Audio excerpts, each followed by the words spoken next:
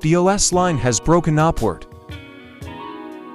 After crossing the upward trend line of the BOS, we draw a resistance line at the peak level that forms. Subsequently, we observe that this resistance line is also crossed in an upward direction.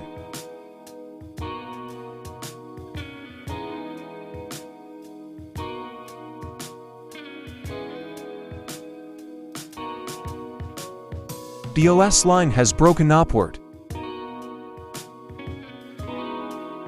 We draw a support line at the lower level, formed after the downward crossing of the BOS line. Afterwards, with the downward crossing of the support line we drew, all conditions were met.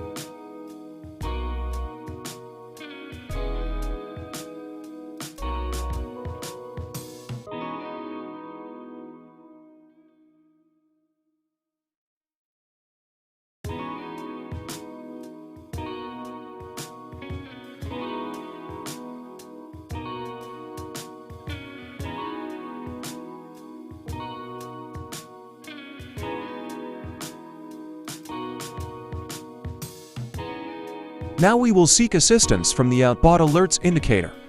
But this time, we will use the same indicator's CHOC line instead of BOS. The white-colored chalk line that you see on the screen has been crossed in an upward direction. We observe a buy label, but this is an early and invalid signal. We are waiting for the buy label after the upward crossing of the chalk line. We didn't see a red-colored different chalk line, but we saw a SELL label. This label doesn't matter at all. We are skipping it.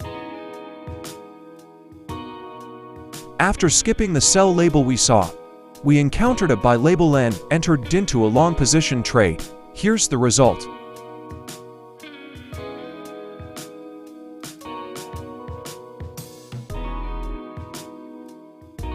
CHOC line has broken upward. Buy signal after chalk line.